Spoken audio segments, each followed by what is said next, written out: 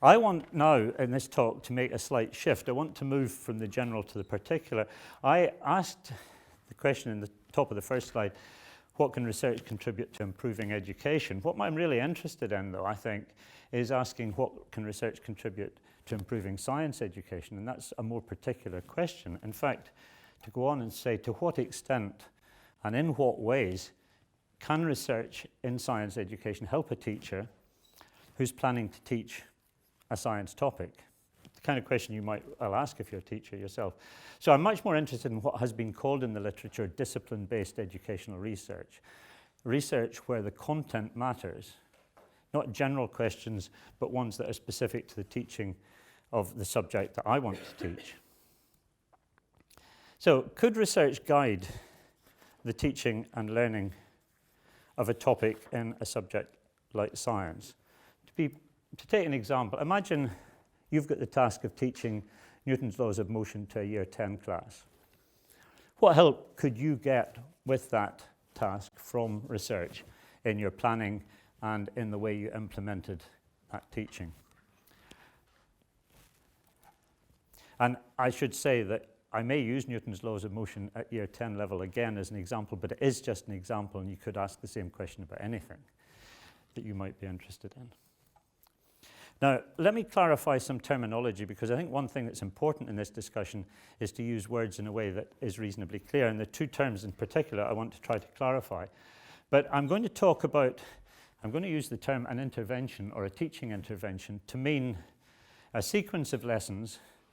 Could be 3, could be 5, it could be 10. It's a group of lessons designed to achieve some particular learning outcome or outcomes that a teacher has in mind. So it might be a block of lessons on teaching the particle theory of matter or whatever. You know, that when I talk about a teaching intervention, that's what I mean.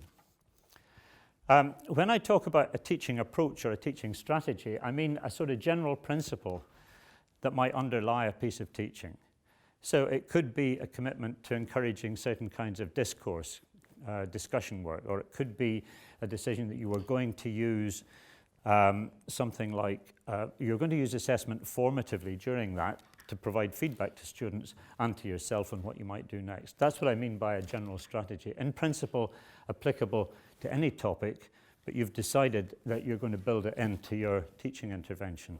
And then I want to say something about the notion of evidence-based practice, which I've highlighted already, and the notion of evidence-informed practice. And I'm going to suggest that it's helpful to use those two terms to mean two quite different things. So let me just go into that first. And I'm going to start with evidence-informed practice. What do we mean if we claim that the way somebody goes about doing something is evidence-informed?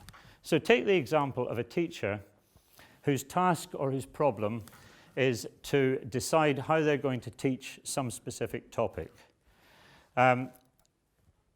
They could either decide to choose to use some intervention that already exists. It could be the one that's used in the school they're in. It could be one out of a published resource. Or they're going to develop a new one, perhaps completely new, or by cobbling together bits and pieces from several others and adding bits of their own to it. What do they draw on when they make those choices? Well, I think they draw on professional knowledge, which has got a number of elements. What they know about the subject matter is important.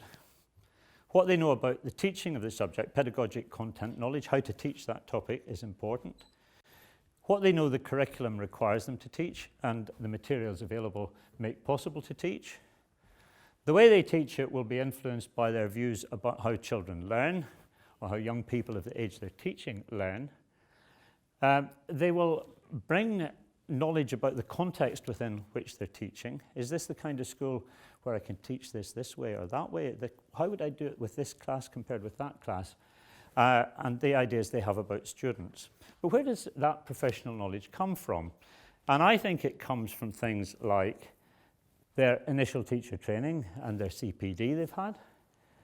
It comes from what you might call the professional milieu. It comes from textbooks, resources, conversations with colleagues.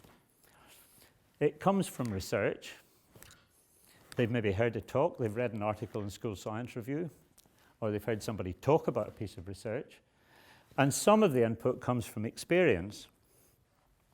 So research is one element that feeds into that, but research doesn't only feed in directly, because it may well be that what they were told in their initial teacher training or in CPD sessions, the person who gave it knew something about research and built that into what they did. And you would hope that research findings might also underpin the way things are explained in textbooks, and you maybe find out about some research findings from your colleagues. So those are not independent and unconnected. And as a result of all those inputs, you take decisions, you design a teaching intervention, an overall plan and materials that you're going to use in the classroom. And when you use them, that feeds into your experience. And if you do that in a fairly systematic way, collecting, for example, diagnostic data, reflecting on what happens and how it goes, it might be small-scale classroom-based research. And so what I really want to say to you is that I think when we talk about evidence-informed practice, we're talking about where research fits into and enhances all the influences on how those kinds of decisions are taken. And we'll come back to look at what that might be in one particular context in a minute. To say that something is evidence-based, though, and drawing on the way this term has always been used, for example, in medicine, is to make a completely different claim. In evidence-based practice, we're saying we've got a teaching intervention. It exists somewhere. Somebody's written down a plan and the materials for classroom use. There's a package of stuff to teach. Our question is, does it work? So you carry out an evaluation of it. You collect data systematically. If it's done as public research, the data and the analysis is presented in a way that's open to other people to look at.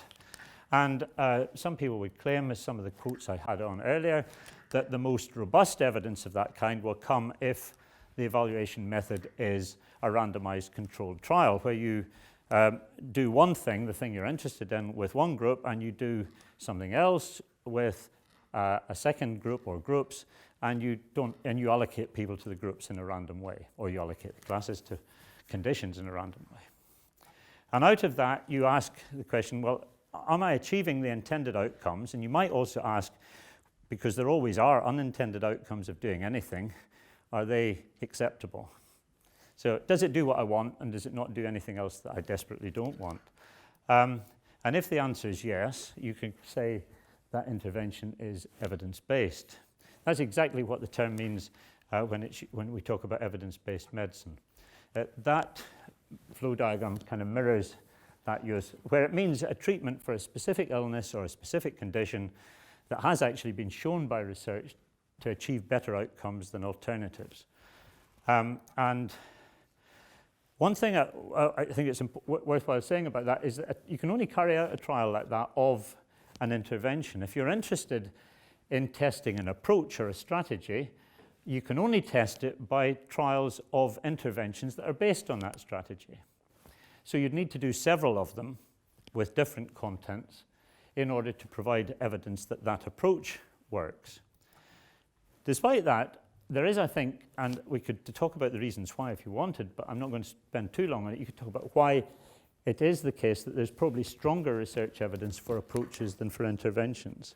So an approach like using formative assessment or using assessment formatively, there's quite reasonably strong research evidence for that. And one reason is because you can do meta-analyses. You can look at studies done in different contexts using the same approach and have a better sense and more confidence that the finding can be trusted. Whereas if you're looking at a specific intervention, it's much less likely to have been replicated and tried out in many cases. But I just make the point because I'm going to say something about the use of evidence-based strategies later on.